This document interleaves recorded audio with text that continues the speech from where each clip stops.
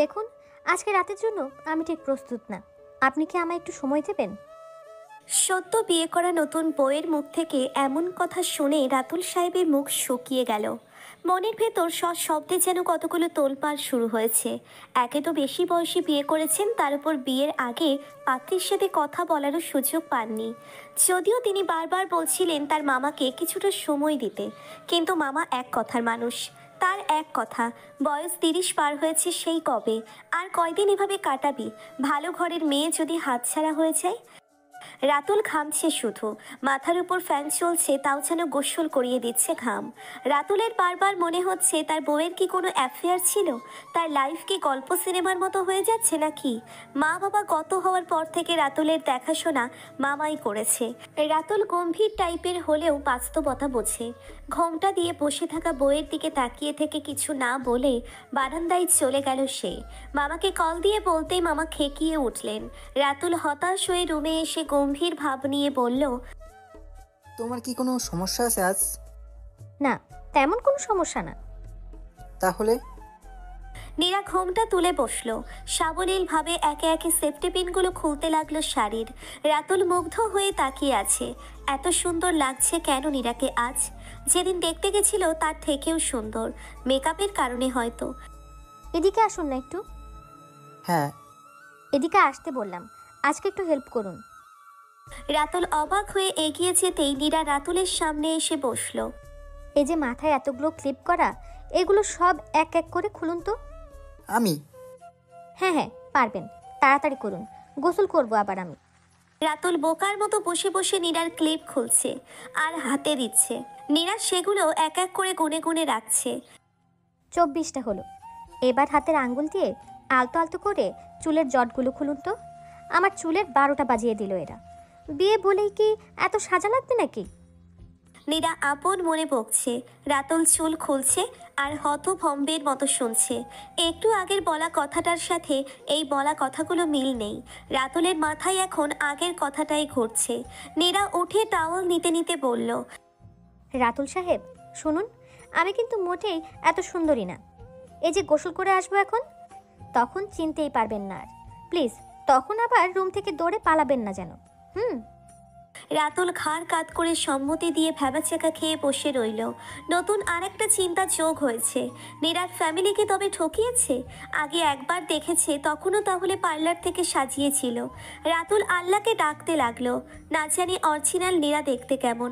কালো হোক সুন্দর হোক তাতে সমস্যা নেই, শুধু দেখতে মায়া হলেই হবে। একটু পর নীরা বেরিয়ে আসলো একটা সুতি শাড়ি পরে। একদম তরতাজা ফুলের মতো লাগছে তাকে। রাতুলের মনের সব ভয় হাওয়ার মতো মিলিয়ে গেল। মেয়েটা আদতেই সুন্দর, মায়াময় সুন্দর। এর সাথে সাদা কালোর প্রভেদ চলে না। সুন্দর মানে সে রংবিহীন সুন্দর। আচ্ছা, বলনি তো তোমার কি সমস্যা? আমি প্রেগনেন্ট। হোয়াট? এটা ভাবেননি? মানে কি? এটা কেন ভাববো? ও হ্যাঁ, আপনি ভাবছেন আমার কোনো রিলেশন চলছে? হ্যাঁ। রাতুল সহজ স্বীকারোক্তি দিল। আপনি ভুল। চিন্তা ভাবনা এমন লেম হলে হবে? এরপর বলেন, তাহলে কি তোমার আমাকে পছন্দ না? আপনার কি মনে হয় আপনাকে অপছন্দ করার কারণ আছে? আছে বই কি। এডুকেটেড, ভালো জব, একটা সুন্দর বাড়ি, দেখতে শুনতে মাশাল্লাহ, ভদ্র, এসব তো মায়ের মুখে শুনতে শুনতে মুখস্থ। আর কিছু? আমার বয়স? তুমি কি জানো আমাদের বয়সের তফাৎ? মাত্র 9 বছর, রাইট? হুম। আপনি জানেন আমার সবচেয়ে সুন্দরী ফ্রেন্ডের হাজব্যান্ড মিনিমাম 40 পার করেছে। মাথার অর্ধেক চুল মিলিয়ে গেছে। দেখি আপনার আছে কিনা। নীরার হাতের মুঠোয় রাতুলের চুল। রাতুল হতবাক হয়ে যাচ্ছে নীরার কাণ্ড দেখে। মামা কি ইচ্ছে করেই তাকে নাজেহাল করার জন্য এমন একটা মেয়েকে বিয়ে করিয়েছে? না, চুল ঠিক আছে। তাহলে বলুন, সেই হিসেবে আমি লাকি না? আপনি মাত্র 30 পার করেছেন, এ আর এমন কি? তাহলে সমস্যাটা কি নীরা? রাতুলের অসহায় মুখ দেখে নীরা হেসে পাশে বসলো। সমস্যাটা হলো প্রেম। আবার প্রেম? বললে যে রিলেশন নেই। প্রেম মানে আমাদের পারস্পরিক ভালোবাসাটা। এখনো কি আমাদের মাঝে কোনো প্রকার টান, মায়া বা প্রেম জাতীয় কিছু এসেছে? এসব কিছু ছাড়াই আমি আমাকে কি করে আপনার হাতে তুলে দেই? শুধুমাত্র মোহের বশে, নাকি শারীরিক আবেদনে? রাতুল তাকিয়ে রইল নীরার দিকে। সত্যিই তো, তাদের মাঝে তো প্রেম নেই, মায়াটা তো সময়ের ব্যাপার। নীরাকে তার ভালো লেগেছে দেখেই সেটা মোহ ধরা যায়, কিন্তু ভালোবাসাটা তো সময়ের সাথে সাথেই প্রকাশ পায়। সেই সময়টুকুন কত সময় তা সে জানে না। আবার সে যেভাবে ভালোবাসবে, নীরা কি সেভাবে বেসে উঠতে পারবে কিনা এই প্রশ্নও থেকে যাচ্ছে। শরীর দিয়েই একটা ভালোবাসার স্বপ্ন শুরু করতে হবে, এটা ভাবতেই ভয় লাগলো রাতুলের। শরীর দিয়ে কেন শুরু হবে? প্রেম দিয়েই শুরু হোক সব। দেখুন রাতুল সাহেব, আপনাকে দেখে যে কারো তাক লেগে যাবে, ট্রাস্ট মি। প্রথম যেদিন আমাকে দেখতে গিয়েছিলেন মামার সাথে, আড়ালে দেখে আমারও লেগেছিল। আপনাকে বিয়ে করার জন্য যে কারোরই মন আনচান করবে, আমারও করেছে, শুধুমাত্র আপনাকে দেখেই। তাহলে ভাবুন, আপনার কাছে আসার জন্য আমার কেমন উদ্গ্রীবতা। তবু সময় চাইছি, কারণ আমি আমাদের সুন্দর সম্পর্কটা ধীরে সুস্থে সাজাতে চাই, একদম নিশ্চিন্ত হয়ে, বুঝলেন? নিশ্চিন্তে বলো।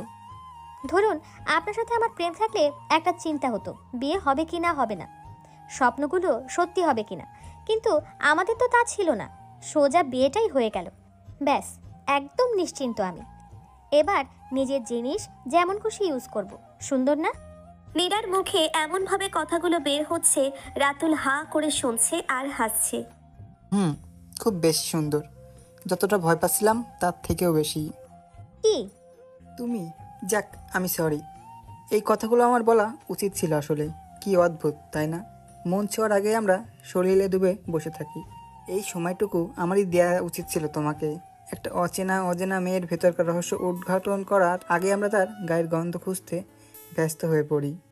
ভয় পেয়ে গিয়েছিলেন তাই না প্রথমে? ভীষণ।